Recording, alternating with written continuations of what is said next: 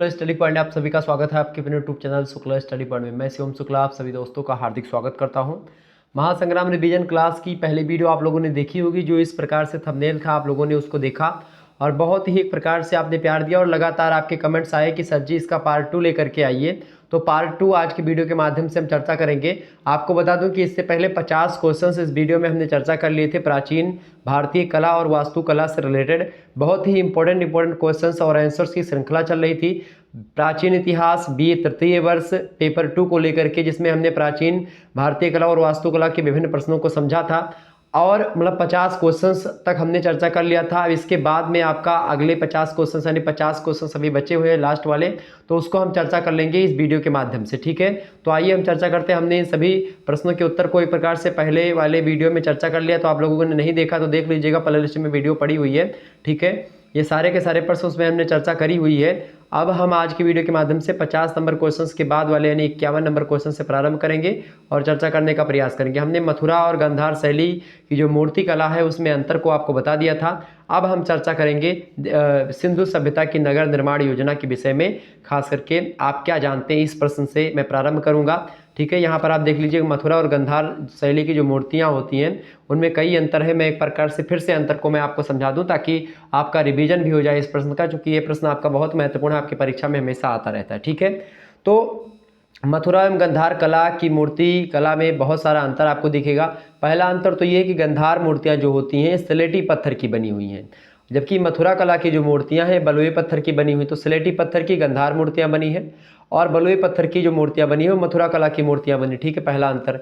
दूसरा अंतर ये कि अलंकृत प्रभामंडल गांधार कला की विशिष्टता है, यानी एक प्रकार से जो प्रभामंडल है पीछे आप देखिएगा, जो देवता के पीछे होता नहीं, से कोई देव बने हैं मैं यहाँ पर बता दूं, और इनके पीछे एक प्रभामंडल बना होता था चक्र टाइप का। ऐसे भगवान विष्णु स्वरूप जब कभी टीवी में आपने देखा होगा तो उनके पीछे एक चक्र ऐसे नाचता रहता है, आपको दिखाई पड़ता होगा सर के मुकुट के पीछे डायरेक्ट, तो वो प्रभामंडल होता है। तो गांधार मूर्तियाँ जो है वो सिलेट किसकी है भाई, उनके अलंकृत प्रभामंडल गांधार कला की विशिष्टता है। और मथुरा कला में आप देखिएगा प्रभामंडल सादा अर्धवृत्ताकार और अनलंकृत होता है, उसमें बस केवल एक ऐसे ना सादा बोदा प्रभामंडल नाचता रहता है पीछे। ठीक है, मथुरा कला में आप देखिएगा मूर्तियों में, लेकिन जो मूर्तियां आपको मिलेंगी खास करके गांधार कला की उसमें खूब अलंकृत, खूब सजावटी टाइप का मिलेगा पीछे वाला जो प्रभामंडल होता है सर के। ठीक है, मूर्तियों में। अगला देखिएगा अंतर यह कि गांधार शैली की मूर्तियों में बुद्ध को यथार्थ मानव का रूप दिया गया है। बुद्ध प्रतिमा स्थानक और आसन दोनों मुद्राओं में बनाई गई है। जो गांधार शैली उसमें जो बुद्ध है वो उनकी प्रतिमा जो है वो स्थानक है और आसन दोनों मुद्रा में बैठे हुए भी हैं और खड़े हुए भी, दोनों प्रकार की मुद्रा है।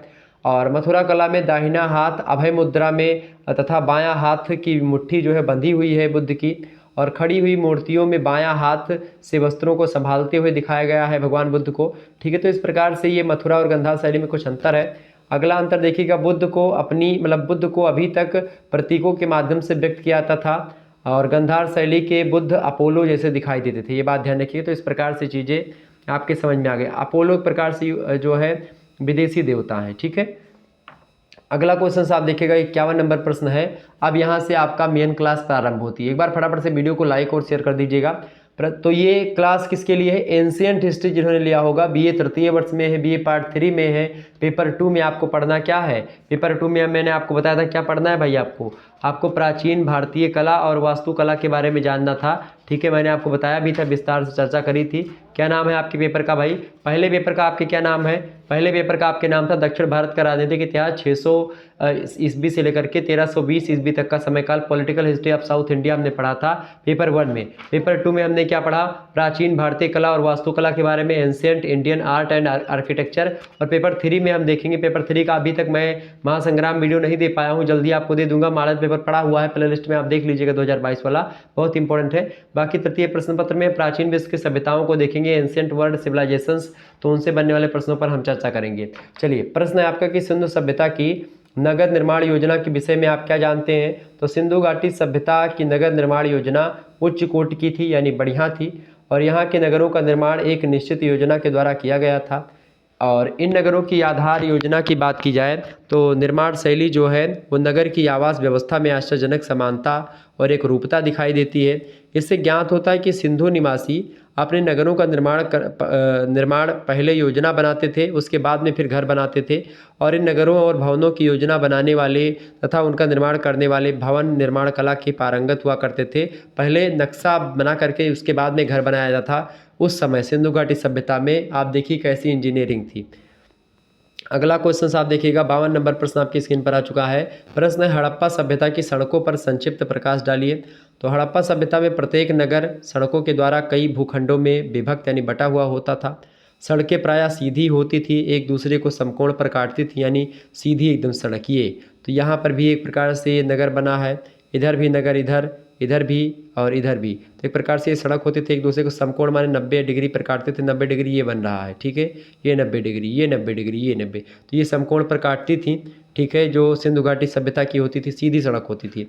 परंतु आश्चर्य है कि ये सारी सड़कें मिट्टी की बनी थीं, फिर भी इनकी सफाई का बड़ा ध्यान रखा जाता था उस समय।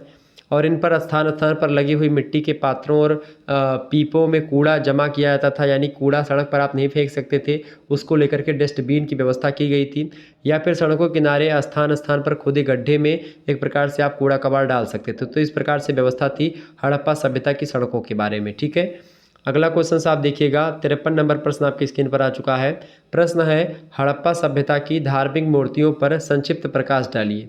तो हड़प्पा सभ्यता की जो धार्मिक मूर्तियां हैं वो कैसी रही होंगी, आई चर्चा करते हैं। तो हड़प्पा की मूर्तियों में देवी देवताओं, उपासिकाओं, देवदासियों, नर्तकियों और बलि पशुओं, इन सभी की मूर्तियाँ प्राप्त हुई हैं।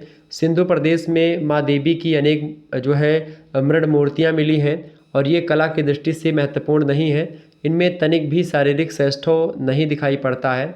इनके पैर डंडों के समान सीधे और तने हुए हैं। आंखें और स्तन मिट्टी के अलग अलग टुकड़े चिपका करके बनाए गए हैं।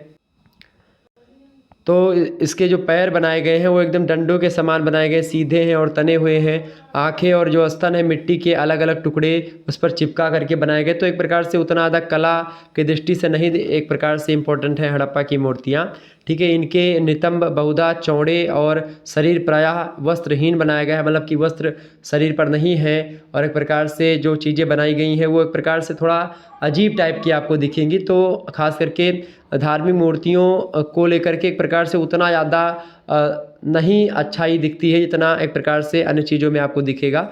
अगला क्वेश्चन आप देखिएगा, 54 नंबर प्रश्न है, हड़प्पा की सामान्य मूर्तियों की विशेषताएं बतलाइए। तो हड़प्पा की सामान्य मूर्तियों में स्त्री पुरुष, पशु पक्षी, इन सभी की मूर्तियां और खिलौने प्राप्त हुए हैं। इनका निर्माण कला प्रदर्शन, बाल विनोद, बाल शिक्षा अथवा आलंकारिक उपयोगिता के लिए एक प्रकार से के लिए था हड़प्पा की सामान्य मूर्तियों में। और पुरुषों की मूर्तियां जो मतलब मिलती हैं, पुरुषों की जो मूर्तियां मिलती हैं वे प्रायः नग्न हैं। कहीं कहीं पर स्त्रियां अपने शिशु को स्तनपान करा रही हैं और इन मूर्तियों से यथार्थ शिशु नहीं दिखाई गया है, मतलब कि दिखाया गया है। स्त्रियां मात्र एक मिट्टी के टुकड़े को अपने वक्षस्थल से लगाए हुए हैं। तो एक प्रकार से ये आपको दिखाई पड़ेगा सामान्य मूर्तियां जो मिली हैं हड़प्पा से। तो यानी एक प्रकार से जो बनावट है, फिगर है शरीर का, वो उतना अच्छा नहीं आपको मिलेगा, लेकिन फिर भी उस समय जितना किया गया वो एक प्रकार से सराहनीय माना जा सकता है।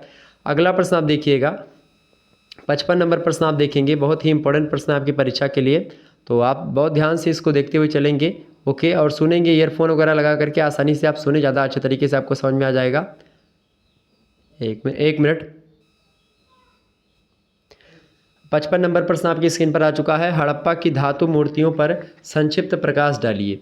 तो मोहनजोदाड़ो में खास करके HR क्षेत्र में उपलब्ध एक मूर्ति 14 सेंटीमीटर ऊंची प्राप्त हुई है और यह कमर से नीचे खंडित है और आकृति नग्न है। बाईं भुजा जो कंधे से लेकर के कलाई तक चूड़ियों से भरी हुई है।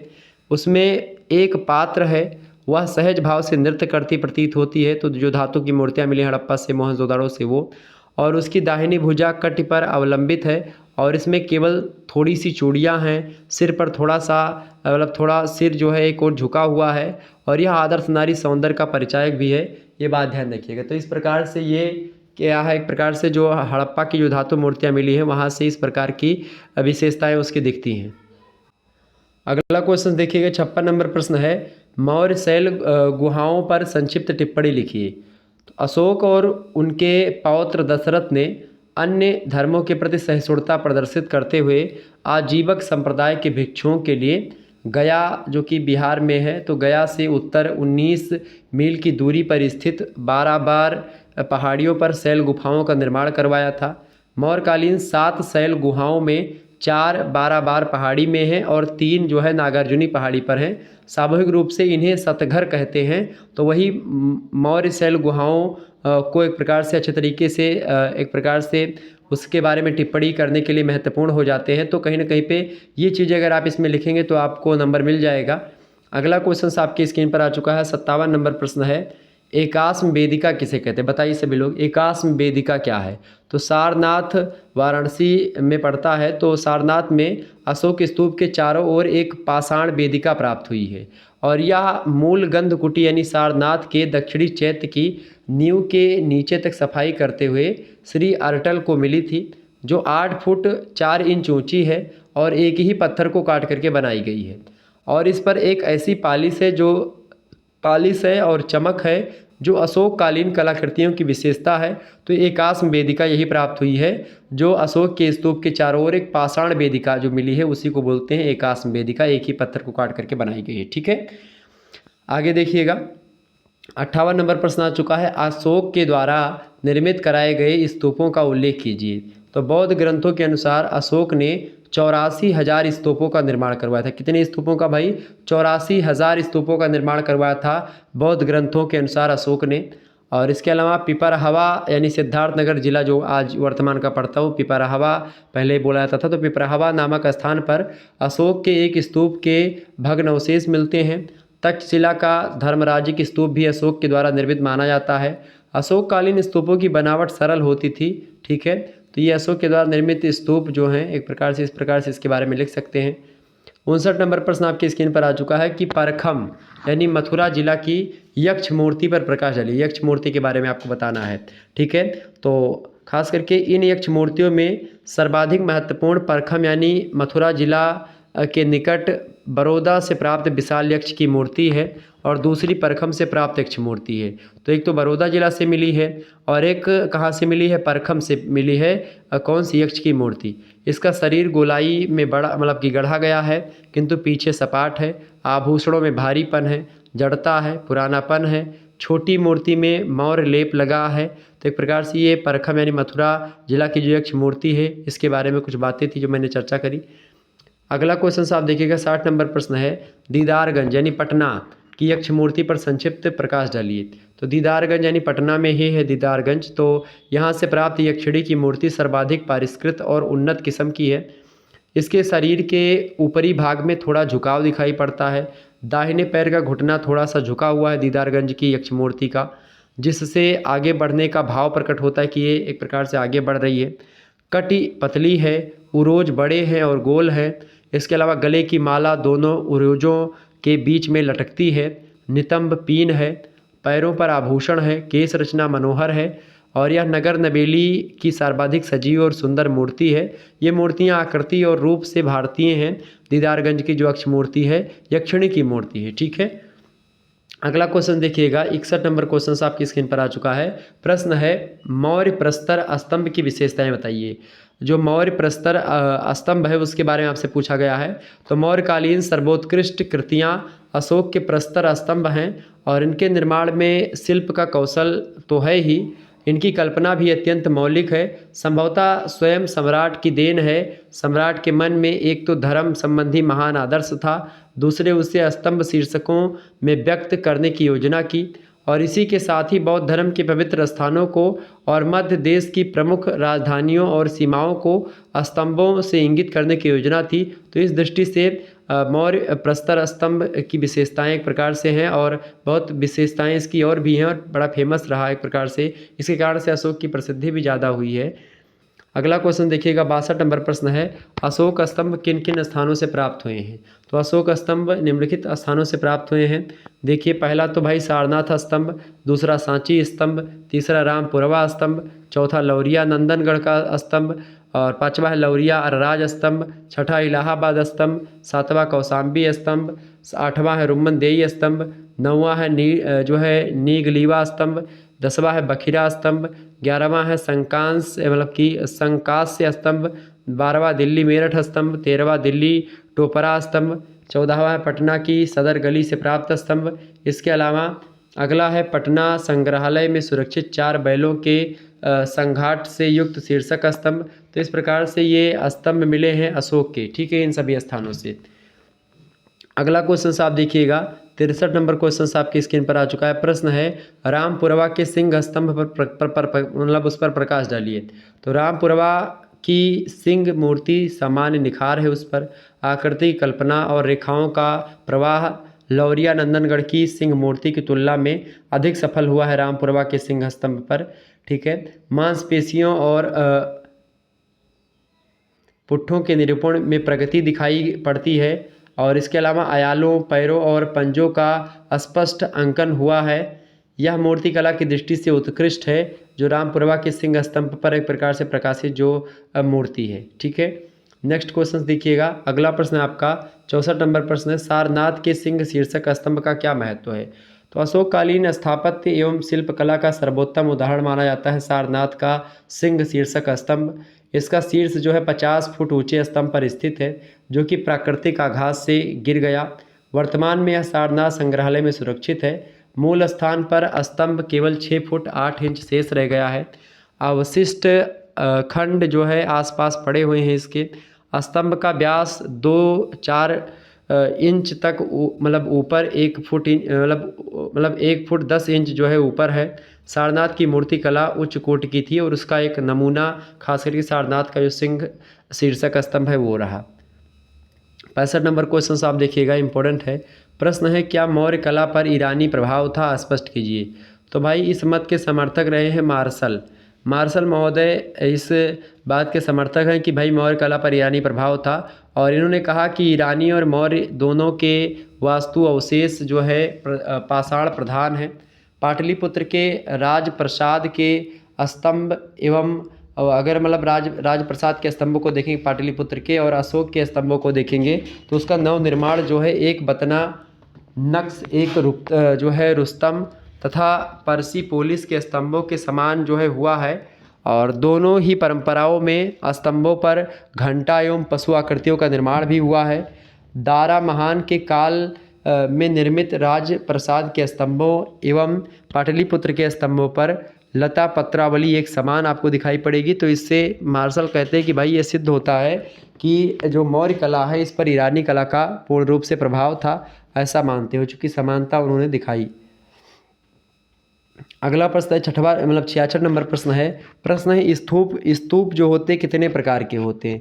तो स्तूप 3 प्रकार के होते हैं। पहला है शारीरिक स्तूप, दूसरा है परिभोगिक स्तूप और चौथा उद्देशिक स्तूप। तो जो शारीरिक स्तूप है इसमें बुद्ध के शरीर के अंग, दांत आदि रख करके बनाए जाते हैं। परिभोगिक स्तूप जो है इसमें बुद्ध द्वारा प्रयोग की जाने वाली सामग्रियाँ रख करके उन पर यह स्तूप बनाया जाता है। और जो उद्देशिक स्तूप है इसके अंतर्गत बुद्ध से संबंधित स्थानों जैसे कि उनका जन्म जहाँ पर हुआ, उनको ज्ञान जहाँ पर प्राप्त हुआ, बोध गया में प्रथम उपदेश जहाँ पर यानी सारनाथ में दिया तो वो, और उनका महापरिनिर्वाण जो है यानी मोक्ष कुशीनारा में, तो इन सभी इनका निर्माण जो है यहाँ पर होता है। तो उद्देशिक जो एक प्रकार से स्तूप है वो यहाँ पर बने। परिभोगी स्तूप जो है सामग्रियाँ रख करके स्तूप बनाया गया और शारीरिक में एक प्रकार से उनके अंग और दांत रख करके। तो एक प्रकार से ये हो गया इसके बारे में कुछ बातें। अगला प्रश्न आपका आ चुका है, वेदिका किसे कहते हैं। बहुत ही इंपॉर्टेंट प्रश्न है, आपकी परीक्षा में ये प्रश्न आ सकता है, बताइएगा सभी लोग। चलिए चर्चा करते हैं वेदिका के बारे में। वेदिका किसे कहते हैं,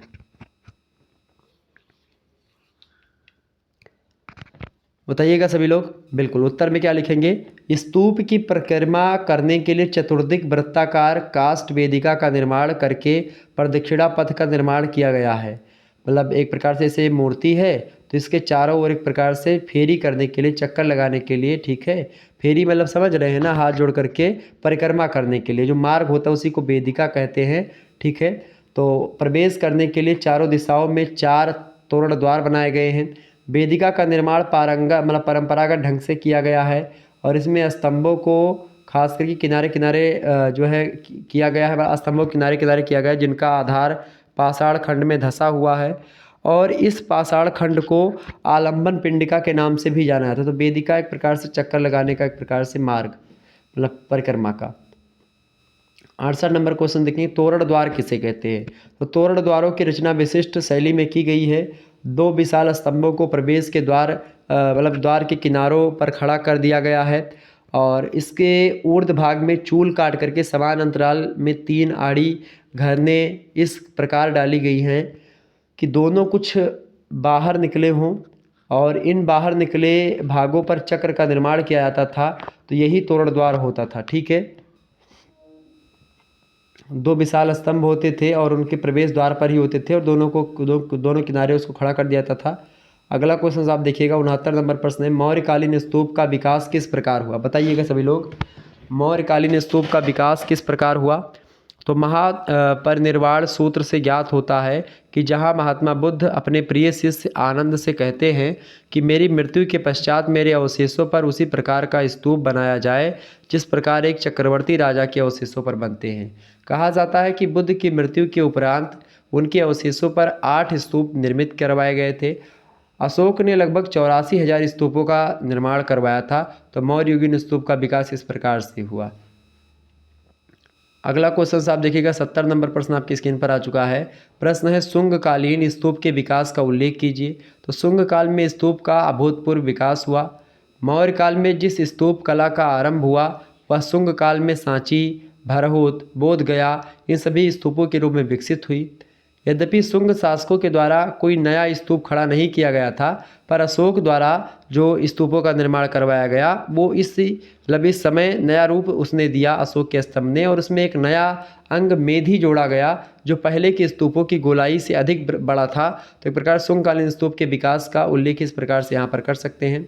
अगला प्रश्न आपसे पूछा गया 71 नंबर, आंध्र सातवाहन काल में हुए स्तूप वास्तु के विकास का उल्लेख कीजिए। तो सातवाहन यानी आंध्र सातवाहन काल में जो स्तूप वास्तु का विकास हुआ उसके बारे में आपको लिखना है। तो दक्षिण पूर्वी भारत में मैसूर के आसपास के क्षेत्रों में आंध्र सातवाहनों का आधिपत्य प्रथम शताब्दी ईसा पूर्व में प्रथम शताब्दी ईसा पूर्व से लेकर के तीसरी सदी ईसा पूर्व तक था और इनके शासनकाल में इस क्षेत्र में कई स्तूप निर्मित किए गए जिनमें जो है नागार्जुनी कोंडा, जगैये पेट, भट्टिप्रोल, गुडीवाल, अमरावती ये सब एक प्रकार से स्तूप बनवाए गए। इनमें कलात्मक विकास की दृष्टि से अमरावती का स्तूप इस युग का चरमोत्कर्ष माना जाता है। मतलब बहुत ज़बरदस्त स्तूप है वो अमरावती का। इसकी प्रमुख विशेषता है कि अंड के ऊपर का आच्छादन संगमरमर पत्थर का किया गया है। तो ये एक प्रकार से आंध्र सातवाहन काल में स्तूप विकास के बारे में इस प्रकार की जानकारी आप लिख सकते हैं। अगला प्रश्न आप देखिएगा, 72 नंबर प्रश्न है, भरहुत स्तूप की खोज किसने करी थी। इंपॉर्टेंट प्रश्न है। तो भरहुत स्तूप की बात की जाए तो प्राचीन काल में भरहुत स्तूप का जो है अत्यधिक महत्व था। यह प्रयाग से प्रतिष्ठान, मालवा और मगध की ओर जाने वाले मार्गों पर स्थित था। भरहुत 1973 ईस्वी में डॉक्टर B.M. बरुआ ने इस स्तूप का पता लगाया, भरहुत स्तूप का, और उस समय तक लगभग यह नष्ट हो चुका था भरहुत स्तूप। और उन्होंने इसके 2 तोरण द्वार और आंतरिक वेदिका अस्त व्यस्त अवस्था में ढूंढ निकाला। कनिंघम ने आसपास के क्षेत्रों से इसके विभिन्न अंशों को ढूंढ करके चित्रांकित किया तथा राष्ट्रीय संग्रहालय कलकत्ता में सुरक्षित किया। तो ये है एक प्रकार से भरहुत स्तूप। नेक्स्ट क्वेश्चन देखिएगा, 73 नंबर प्रश्न भी भरहुत स्तूप से है। प्रश्न है कि भरहुत स्तूप में देव वर्ग के अंतर्गत कौन कौन सी मूर्तियां हैं, बताइए। तो कौन कौन सी मूर्तियां हैं भरहुत स्तूप में। देव वर्ग में यक्ष की, देवता की, नाग की, अप्सराओं की, सभी की मूर्तियां आपको मिलेंगी।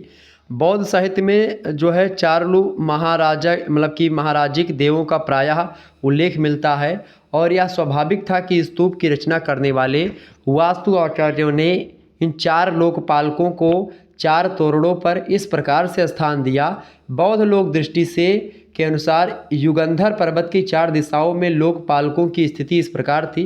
पूर्व दिशा में धृतराष्ट्र रहते थे, उनके अनुयायी गंधर्व एक प्रकार से और रहते थे। दक्षिण दिशा की बात किए तो विरूढ़क रहते थे और उनके अनुयायी रहते थे।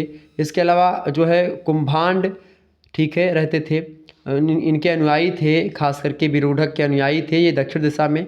पश्चिम दिशा में विरूपाक्ष और उनके अनुयायी तथा जो उत्तर दिशा होती थी इसमें जो है वैष्णव और उनके अनुयायी रहा करते। तो इस प्रकार से ये चारों दिशाओं भरहुत स्तूप के देववर्ग के अंतर्गत ये एक प्रकार से मूर्तियाँ बताई गई। अगला क्वेश्चन देखिएगा, 74 नंबर प्रश्न है, भरहुत स्तूप में किन किन मूर्तियों तथा कथा दृश्यों का उल्लेख है। तो भरहुत स्तूप के अलंकरण में मूर्तियों एवं बुद्ध से संबंधित घटनाओं और जातक कथाओं के दृश्यों के अंकन का विशेष योग है। माया देवी का स्वप्न, नागराज एरावत द्वारा बुद्ध की पूजा, माता को स्वर्गलोक में धर्म का उपदेश देने के बाद बुद्ध का पृथ्वी पर अवतरण, प्रसेनजित तथा अजातशत्रु द्वारा बुद्ध दर्शन, अनाथ पिंडक द्वारा जेतवन खरीदने का चित्रण आदि बुद्ध से संबंधित घटनाओं का चित्रण हुआ है। तो ये भरहुत स्तूप में इन मूर्तियों के और इन कथा दृश्यों के बारे में बताया गया है। नेक्स्ट क्वेश्चन देखिएगा, 75 नंबर प्रश्न है, सांची स्तूप का परिचय दीजिए। तो सांची स्तूप की बात की तो मध्य प्रदेश के विदिशा से लगभग 5 मील की दूरी पर रायसेन जिला पड़ता है। उसी रायसेन जिले में सांची स्थित है। अशोक के पूर्व सांची का इतिहास अज्ञात है। महावंश के अनुसार जब अशोक उज्जैनी का प्रशासक हुआ तो वह मालवा की राजधानी विदिशा में कुछ समय के लिए रुका था। कहा जाता है कि विदिशा में अशोक ने एक श्रेष्ठी की कन्या से विवाह किया था, जिससे महेंद्र और संघमित्रा इनके एक पुत्र और एक पुत्री का जन्म हुआ था। महेंद्र और संघमित्रा जब धर्म प्रचार के लिए लंका जाने लगे तो उन्होंने महाचैत्यगिरी यानी सांची में अपनी माता देवी से भेंट की थी। तो सांची के स्तूप में यही सारी चीज़ें आपको दिखाई पड़ेंगी। 76 नंबर क्वेश्चन से आपका, त्रिमेधी किसे कहते हैं। तो सांची स्तूप को शुंग काल में 3 भूमियों में 3 वेदिकाओं में बांट दिया गया। भूमि तल, मध्य और जो है हर्मिका के चातुर्दिक वेदिकाओं के निर्माण के कारण इसे त्रिमेधी स्तूप कहा गया। और उसकी मध्य की जो मेधी है वो भूमि से 16 फुट ऊंची है, जिस पर पहुंचने के लिए सोपान की व्यवस्था थी। तो त्रिमेधी ये है। नेक्स्ट क्वेश्चन आपका आ चुका, भूवेदिका किसे कहते हैं।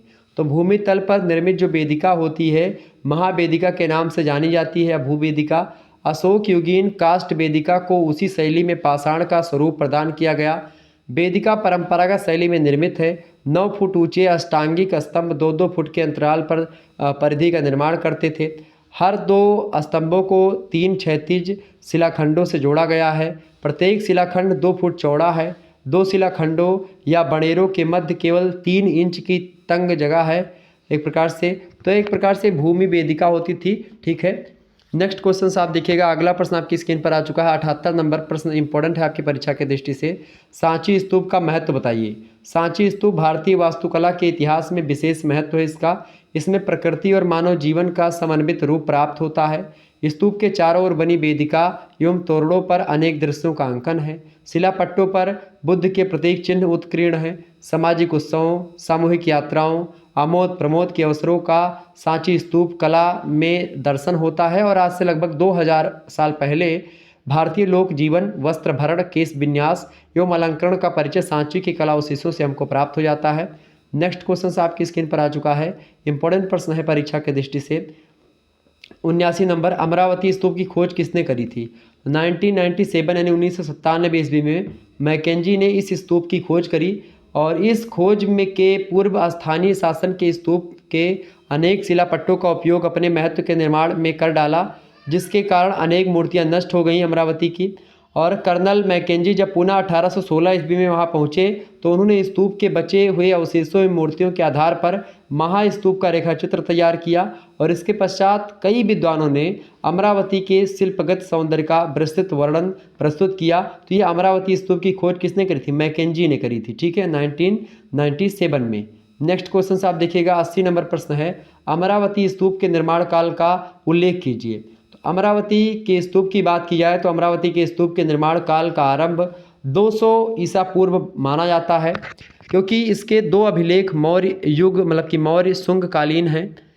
सातवाहन, इक्ष्वाकु वंशी और वाकाटक वंशी लेखों से ज्ञात होता है कि 5वीं शताब्दी ईस्वी तक इस स्तूप का विकास हो चुका था अमरावती के। और स्तूप पर अंतिम अभिलेख 1234 ईस्वी का है। अतः स्पष्ट है कि 13वीं शताब्दी तक यह स्तूप सुरक्षित था। 81 नंबर क्वेश्चन आप देखिएगा। प्रश्न है, मथुरा कला शैली पर प्रकाश डालिए। तो कला शैली के विषय में मथुरा के कुछ शिल्पियों ने मूर्तियों के सम्मुख दर्शन का आग्रह त्याग दिया तथा वे पार्श्वगत पृष्ठगत आदि कई प्रकार के स्थान पर मुद्राओं में पुरुष एवं स्त्रियों की मूर्तियों का चित्रण करने लगे। स्त्रियों की सुंदर मूर्तियां गढ़ने में उन्होंने विशेष रुचि दिखाई मथुरा कला शैली में लोगों ने, और इन मूर्तियों में बहुत लालित्य है।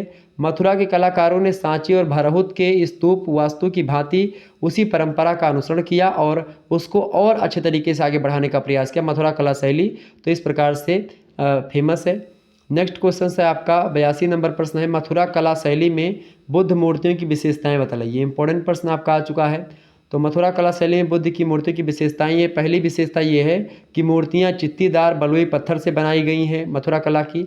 मस्तक पर ऊष्णीश है, घुटने तक लंबी बाहु दिखाई गई है बुद्ध की, विशाल सीना बनाया गया है, हाथ पर चक्र का चिन्ह भी अंकित किया गया था बुद्ध की मूर्ति में मथुरा कला शैली में जो बनी है। इसके अलावा बुद्ध मूर्तियों के दोनों तरफ चामर डुलाते हुए दो पुरुष प्रतिमाओं का अंकन हुआ है। चामर मतलब होता है जो पंखा करने वाले होते हैं वो हिलाते हुए दिखाए गए हैं, मतलब कि वो एक प्रकार से उसी चामर को ऐसे से जो किनारे किनारे हवा देने के लिए जो पंखा होता है वो करते हुए दिखाई दिए। तीसरी विशेषता ये कि पृष्ठभाग की तरफ प्रभामंडल बनाया गया है और यह तेज से परिपूर्ण है। प्रभामंडल वही जो पीछे एक प्रकार से जो भगवान की ओर इंडिकेट होता है कि घूमता रहता है इस चक्र की भांति। अगला विशेषता यह है कि बुद्ध को स्थानक, आसीन और शयन इन 3 मुद्राओं में प्रदर्शित किया गया है। 83 नंबर क्वेश्चन आप देखिएगा। प्रश्न है कंदरिया के महादेव मंदिर की विशेषताएं बताइए। तो खजुराहो के मंदिरों में यह मंदिर सबसे विशाल और सर्वोत्तम है, कंदरिया महादेव का मंदिर। यह मंदिर 3.90 मीटर ऊंचे एक अधिष्ठान यानी चबूतरे पर बना हुआ है। कंदरिया का महादेव मंदिर खजुराहो के मंदिरों में सबसे महत्वपूर्ण मंदिर है और जिस पर जाने के लिए सीढ़ियां बनी हैं। और कंदरिया महादेव के मंदिर का वास्तु विन्यास विलक्षण है। इस मंदिर के 36 तल के 6 प्रमुख अंग है। 36 तल के पहला तो है अर्धमंडप, दूसरा है मंडप, तीसरा है महामंडप, चौथा है अंतराल, पांचवा है गर्भगृह मंदिर में और छठवा है प्रदक्षिणा पथ यानी जिस पर परिक्रमा करते हैं। तो एक प्रकार से ये किसी भी मंदिर में आप देखते तो ये चीज़ें अर्धमंडप, मंडप, महामंडप, अंतराल, गर्भगृह, प्रदक्षिणा पथ ये सब होते हैं। ठीक है। नेक्स्ट क्वेश्चन से आप देखिएगा। 84 नंबर प्रश्न आपकी स्क्रीन पर आ चुका है, इंपॉर्टेंट है। कोणार्क के सूर्य मंदिर पर प्रकाश डालिए। तो उड़ीसा शैली के तृतीय समूह के मंदिरों में विश्वविख्यात कोणार्क का सूर्य मंदिर है जो अपनी विशालता और विशेषता एवं भव्यता के लिए प्रख्यात है। वर्तमान उड़ीसा राज्य के पुरी नामक विश्वविख्यात धार्मिक स्थान से लगभग 21 मील उत्तर पूर्व की ओर समुद्र तट पर स्थित कोणार्क का सूर्य मंदिर है। इस मंदिर का निर्माण राजा नरसिंह देव ने 1238 से 1263 ईस्वी के मध्य करवाया था। मंदिर को देखने से प्रतीत होता है कि मंदिर के पूर्ण होने से पहले ही इसकी नींव ने धंसना शुरू कर दिया था कोणार्क के सूर्य मंदिर ने, और बड़ा फेमस मंदिर है। अगला क्वेश्चन है 85 नंबर देखिएगा। पल्लव मंदिर स्थापत्य की विशेषताएं बतलाइए। तो द्रविड़ शैली के मंदिरों में पल्लव मंदिरों का महत्वपूर्ण स्थान है। इनका आरंभ और प्राथमिक उपलब्धि पल्लव राजाओं के समय 600 से लेकर के 900 ईस्वी के मध्य में हुई। कांची इनकी राजधानी थी पल्लवों की, जहां से इनकी बहुसंख्यक कलाकृतियां प्राप्त होती हैं। समुद्र तट को इन्होंने अमर कृतियों से आकर्षक बना दिया। विभिन्न पल्लव शासकों ने इन कला परंपराओं को प्रोत्साहन एवं संरक्षण प्रदान किया। पल्लव मंदिर स्थापत्य की विशेषता इस प्रकार से आप लिख सकते हैं। नेक्स्ट क्वेश्चन से 86 नंबर, महेंद्र शैली किसे कहते हैं। तो पल्लव मंदिर कला की यह प्रारंभिक शैली है महेंद्र शैली। महेंद्र वर्मा के अभिलेखों से ज्ञात होता है कि उसने ईंटा यानी ईंट, लकड़ी और लोहे के स्थान पर पर्वतों को तराश करके गुफा मंदिरों का निर्माण करवाया था और इस काल में पर्वत शिलाओं को काट करके और छांट करके स्तंभ युक्त मंदिरों का निर्माण किया गया था। इनके मंडप के बाहर मुख्य द्वार होता था और इनका मंडप स्तंभों पर आधारित हुआ करता था। महेंद्र शैली के जो मंदिर मिले हैं। अगला क्वेश्चन है 87 नंबर प्रश्न है, मामल्ल शैली के मंदिरों की विशेषताएं बताइए। तो मामल्ल शैली का समय नरसिंह वर्मा प्रथम जो था मामल्ल के शासनकाल से लेकर के नरसिंह वर्मा द्वितीय के शासनकाल तक यानी लगभग 640 से 690 ईस्वी तक माना जाता है और इस शासक की उपाधि मामल्ल थी, जिसके आधार पर इस शैली का नाम मामल्ल शैली भी पड़ गया। और मद्रास से 32 मील दक्षिण की ओर पालाड़ नामक नदी के तट पर स्थित मामल्लपुर नामक नगर में 10 मंदिर हैं जो कि मामल्ल शैली में है। ठीक है, 10 मंदिर, 10,000 नहीं 10 मंदिर। ओके, थोड़ा सा निकल गया था। अगला क्वेश्चन से 88 नंबर प्रश्न आप देखिएगा। प्रश्न है, राजसिंह शैली किसे कहते हैं। तो इस शैली के 6 मंदिर प्राप्त होते हैं राज शैली के, जो 700 से लेकर के 900 ईस्वी तक के मध्य निर्मित हुए होंगे और इस शैली के प्राचीनतम सोर मंदिर समुद्र तट के समीप होने के कारण से इनका नामक सोर पड़ा है। इस शैली का दूसरा मंदिर कांजीवरम का कैलाश मंदिर है, जिसका पिरामिड के आकार का शिखर अत्यंत महत्वपूर्ण है। और इस मंदिर में पल्लवकालीन विशेषताएं जैसे सिंह, स्तंभ, मंडप, शिखर, प्रकार, प्रकोष्ठ, अलंकरण, ये सब प्रमुख विशेषताएं हैं राजसिंह शैली के मंदिरों की। ठीक है, जो है और कांजीवरम का कैलाश मंदिर जो है इस शैली का ही मंदिर है, राजसिंह शैली का। 89 नंबर प्रश्न आप देखिएगा। प्रश्न है महाबलीपुरम के रथों के बारे में आप क्या जानते हैं? तो महेंद्र वर्मा के उत्तराधिकारी पुत्र नरसिंह वर्मा प्रथम मामल्य 630 से 638 ईस्वी शासन रहा इनका। और इसी ने शैलकृत मंदिरों के अतिरिक्त पर्वत की प्राकृतिक विशाल चट्टानों को तराश करके अलंकृत एकाश्मक मंदिरों का निर्माण करवाया, यानी कि एक ही पत्थर से निर्माण करवाया, जो रथों के नाम से प्रसिद्ध हैं। कलाकारों ने काष्ठ, घास एवं फूस से निर्मित मंदिरों के अनुकरण पर ही एक ही शिलाखंड को काट करके तराश करके लघु मंदिरों का यानी छोटे मंदिरों का निर्माण किया, जिन्हें एकाश्मक रथ कहा जाता है। तो ये महाबलीपुर के रथ एक प्रकार से इस प्रकार से बनाए जाते थे, मंदिर टाइप के। ठीक है, आगे बढ़ते हैं, अगले प्रश्न की ओर जानने का प्रयास करते हैं। अगला प्रश्न आपका आ चुका है, इंपॉर्टेंट प्रश्न है, देखेंगे सभी लोग। 90 नंबर प्रश्न है चैत्य किसे कहते हैं? तो चैत्य को स्तूप का पर्यायवाची माना जाता है। जिस प्रकार से स्तूप होता है उसी प्रकार से चैत्य भी होता है। स्तूप का निर्माण मृतक के धातु अवशेषों पर किया जाता है। चिता भूमि पर निर्मित होने के कारण से इसे चैत्य भी कहा जाता है। तो एक प्रकार से चैत्य या स्तूप बात एक ही है, परंतु चैत्य प्रसाद मुत्तमम के अनुसार चिनाई करके बनाए गए किसी भी वस्तु को चैत्य कहा जा सकता है। चैत्य शब्द जो है ची धातु से निकला है, जिसका अर्थ है चयन करना। तो एक के ऊपर एक को लादना, इसी ची धातु से निर्मित चित्त शब्द का अर्थ वेदी होता है। ठीक, तो इस प्रकार से चैत्य ये हुए। ठीक है, एक प्रकार से स्तूप वैसे चैत्य। अगला प्रश्न 91 नंबर, सिंधु घाटी की मूर्ति कला का वर्णन कीजिए। तो सैंधो सभ्यता के उत्खनन में देवी देवता, मनुष्यों और पशुओं की मूर्तियों के मिलने का स्पष्ट होता है कि सिंधु निवासी मूर्तिकला में बहुत निपुण थे। और ये मूर्ति चिकनी मिट्टी, काली मिट्टी, साधारण पत्थर, लाल पत्थर, सोना, चांदी, पीतल, इन सभी की बनाई जाती थी। और इन मूर्तियों में स्त्री पुरुष दोनों की मूर्तियों का निर्माण किया जाता था। उत्खनन में मिट्टी के खिलौने के एक बंदर बड़े ही एक खिलौने के खास करके उत्खनन में मिट्टी के खिलौने में एक बंदर बड़े ही स्वाभाविक ढंग से वृक्ष की शाखा पर चढ़ते हुए दिखाया गया है। तो सिंधु घाटी की मूर्ति कला इस प्रकार से थी कुछ। 92 नंबर क्वेश्चन से आप देखिएगा।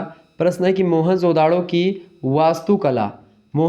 वास्तुकला की विशेषताओं का वर्णन कीजिए। तो मोहनजोदाड़ो के प्रमुख वास्तुकला में सर्वाधिक प्रसिद्ध एवं महत्वपूर्ण भवन विशाल स्नानागार है। उत्खनन में एक विशाल स्नानागार मिला है। यह 180 फुट लंबा तथा 180 फुट चौड़ा है। बाहरी दीवार 8 फुट मोटी है। इस विशाल स्नानागार में एक स्नान कुंड है जो लगभग 29 फुट लंबा है, 23 फुट चौड़ा है और 8 फुट गहरा है।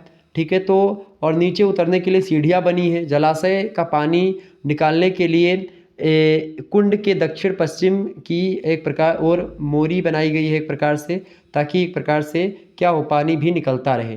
तो मोहनजोदाड़ो से एक प्रकार से क्या मिला है भाई, विशाल स्नानागार मिला है। तो एक प्रकार से वो वास्तुकला की एक बड़ी ज़बरदस्त उपलब्धि है और एक उदाहरण भी है। अगला प्रश्न है 93 नंबर देखिएगा। प्रश्न आपका स्क्रीन पर आ चुका है। गुप्तकालीन मूर्ति कला पर एक संक्षिप्त टिप्पणी लिखिए। तो गुप्तकालीन मूर्ति कला के बारे में टिप्पणी कैसे करेंगे आप? गुप्त काल में मूर्ति कला के क्षेत्र में उल्लेखनीय विकास हुआ है और गुप्त मूर्तिकारों ने विदेशी प्रभावों को त्याग करके भारतीय परंपरावादी शैली को अपना करके एक प्रकार से मूर्तियों की रचना करी। गुप्त कलाकारों की प्रतिभा अपूर्व थी। यहाँ मूर्ति कला के 3 प्रमुख केंद्र थे गुप्त काल में। पहला तो मथुरा कला, दूसरा सारनाथ और तीसरा पाटलिपुत्र। यहाँ से बौद्ध, जैन और हिंदू धर्म की मूर्तियाँ प्राप्त होती हैं गुप्तकालीन मूर्ति कला से। 94 नंबर प्रश्न आप देखिएगा। गुप्तकालीन जैन मूर्तियों पर प्रकाश डालिए। तो गुप्त काल में जैन धर्म से संबंधित प्रतिमा भी बनाई जाती थी। इसके नमूने मथुरा और गोरखपुर में मिलते हैं। इसी समय उदयगिरि की गुफा में जैन तीर्थंकर पार्श्वनाथ की एक मूर्ति स्थापित की गई है। मथुरा में महावीर की एक मूर्ति मिली है जो कुमारगुप्त के काल की मानी जाती है। यह मूर्ति पद्मासन मारे ध्यान मुद्रा में दिखाई गई है। आसन के नीचे एक लेख उत्कीर्ण है। ठीक है, अगला क्वेश्चन देखिएगा 95 नंबर प्रश्न है, पल्लव मंदिरों को किन दो भागों में विभाजित किया गया है। तो पल्लव वास्तु को रचना के दृष्टि से दो भागों में विभाजित किया गया है। प्रथम भाग में 7वीं शताब्दी में महेंद्र वर्मा के राज्यकाल में चट्टानों को काट करके केवल स्तंभों पर टिके हुए मंदिर निर्मित हुए हैं। द्वितीय भाग में नरसिंह वर्मन के शासनकाल में गुफा मंदिरों का विकास हुआ है। इन दोनों के पुनः दो भाग किए गए हैं और इस प्रकार पल्लव मंदिर की वास्तुकला की 4 शैलियाँ प्रचलित हुई हैं, जिनके नामकरण 4 पल्लव शासकों के नाम पर हुए थे। ठीक है, तो ये पल्लव मंदिरों के बारे में यहाँ पर कुछ चीज़ें। नेक्स्ट क्वेश्चन आपकी स्क्रीन पर आ चुका है। 96 नंबर प्रश्न है, खजुराहो में किन किन धर्मों से संबंधित मंदिर बनाए गए हैं। तो खजुराहो में 3 धर्मों से संबंधित मंदिर समूह हैं। उनमें से प्रत्येक धर्म का प्रायः एक एक मंदिर अन्य मंदिरों की अपेक्षा ऊंचा और विशाल है। वैष्णव मंदिरों में चतुर्भुज लक्ष्मण जी का मंदिर आपको मिलेगा। शैव मंदिरों में कनरिया का जो है महादेव मंदिर मिलेगा। जैन मंदिरों में पार्श्वनाथ का मंदिर है। तो ये सब अन्य मंदिरों से बड़े हैं। 6 जैन मंदिरों का समूह दक्षिण और पूर्व की दिशा में स्थित है। तो एक प्रकार से खजुराहो में तमाम प्रकार के हिंदू और एक प्रकार से बौद्ध और जैन इन सभी धर्मों की एक प्रकार से मूर्तियाँ भी मिली हैं और मंदिर भी मिले हैं। ठीक है, आगे बढ़ते हैं। अगला क्वेश्चन से आपका आ चुका है। 97 नंबर प्रश्न है, खजुराहो के पार्श्वनाथ मंदिर का उल्लेख कीजिए। तो पार्श्वनाथ मंदिर आकार प्रकार तथा निर्माण की दृष्टि से खजुराहो में स्थित सबसे विशाल एवं भव्य जैन मंदिर है। यह 18 मीटर यानी कि 60 फुट लंबा तथा 9 मीटर यानी कि 30 फुट चौड़ा है। यह मूलतः तीर्थंकर आदिनाथ का मंदिर था, जो खजुराहो का पार्श्वनाथ मंदिर है। गर्भगृह के अंदर 23 तीर्थंकर पार्श्वनाथ की मूर्ति 1860 ईस्वी में स्थापित की गई थी। यह भी एक प्रकार से पता चला है, यानी कि गर्भगृह के अंदर 23 तीर्थंकर हैं पार्श्वनाथ दिशा में, उनकी मूर्ति 1860 ईस्वी में स्थापित की गई थी। अगला क्वेश्चन से आपका 98 नंबर प्रश्न है, बिहार प्रकार के रथों का परिचय दीजिए। तो इस प्रकार के रथ वर्गाकार हुआ करते थे, जिनके ऊपर पिरामिड के आकार का शिखर हुआ करता था। पर्सी ब्राउन जो है बिहार प्रकार के रथों के बारे में कहते हैं कि ये बिहार रथ आकार और रूप में वर्गाकार आंगन के चारों ओर बने हुए मठ वाली इमारत से विकसित हुए जान पड़ते हैं। आंगन के अंतभाग को बाद में स्तंभों के ऊपर की सपाट छत से ढक दिया गया है। कालांतर में जब मठों में निवास करने वाले भिक्षुओं की संख्या में वृद्धि हुई, तब दूसरी मंजिल जोड़ी गई। तो इस प्रकार से बिहार प्रकार के रथ जो है इस प्रकार से बने, जो कि यहाँ पर मैंने आपको बताया। अगला प्रश्न आपकी स्क्रीन पर आ चुका है, फटाफट से एक बार वीडियो को लाइक और शेयर कर दीजिएगा। ठीक है, चले 99 नंबर प्रश्न है, एलोरा के कैलाश मंदिर पर एक टिप्पणी लिखिए। तो राष्ट्रकूट काल के मंदिर स्थापत्य के दर्शन खास करके विशेष रूप से एलोरा में देखने को मिलते हैं। मंदिरों में कैलाश मंदिर अपनी उत्कृष्ट शैली के विश्व विख्यात है। इसका निर्माण कृष्ण प्रथम ने अत्यधिक धन व्यय करके करवाया था और संपूर्ण मंदिर एक ही पाषाण को काट करके बनाया गया। एलोरा का कैलाश मंदिर जो है एक ही पत्थर को काट करके बनाया गया है और मंदिर का विशाल शिखर 95 फुट ऊंचा है। इसकी दीवारों पर तमाम प्रकार के देवी देवताओं की मूर्तियां बनाई गई हैं। पाषाण काट करके बनाए गए मंदिरों में इसका स्थान अद्वितीय है। इसके जैसा और कोई मंदिर आपको नहीं मिलेगा जो कि एक ही पत्थर पर इतना अच्छा कलाकृति करके बनाया गया हो। अगला प्रश्न और लास्ट प्रश्न इस वीडियो का है 100 नंबर प्रश्न है कि उड़ीसा के लिंगराज मंदिर की विशेषताएं बताइए। तो लिंगराज मंदिर में उड़ीसा शैली के सभी अंग विद्यमान हैं। देउल या श्री मंदिर, जगमोहन, नट मंदिर और भोग मंदिर, ये चारों भाग समान ऊंचाई पर पूर्व से पश्चिम की ओर एक ही रेखा में स्थित हैं। ये सभी एक ही समय की रचनाएं नहीं हैं। नट और भोग मंदिर बाद में जोड़े गए हैं। देवल का भूमिगत विन्यास पंचरथ है और प्रत्येक रथ यानी कोण की बाढ़ ऊंचाई में 5 भागों में बटी हुई है। तो उड़ीसा के लिंगराज मंदिर की इस प्रकार से विशेषताएं आप बता सकते हैं। तो इस प्रकार से आपने लगभग 50 क्वेश्चंस के बारे में आज के वीडियो के बारे में जाना, जिसके बारे में हमने चर्चा करी। तो इसी प्रकार से मिलेंगे फिर नेक्स्ट वीडियो में। तब तक के लिए जय हिंद, जय भारत। आप सभी का बहुत बहुत धन्यवाद हमारे से जुड़ने के लिए। इसी प्रकार से अपना प्यार हमेशा बनाए रखिएगा। ठीक है, बहुत बहुत धन्यवाद हमारे से जुड़ने के लिए। Good night all of you, बहुत बहुत धन्यवाद। ठीक है, और पहला वीडियो आप लोग जरूर देख लीजिएगा।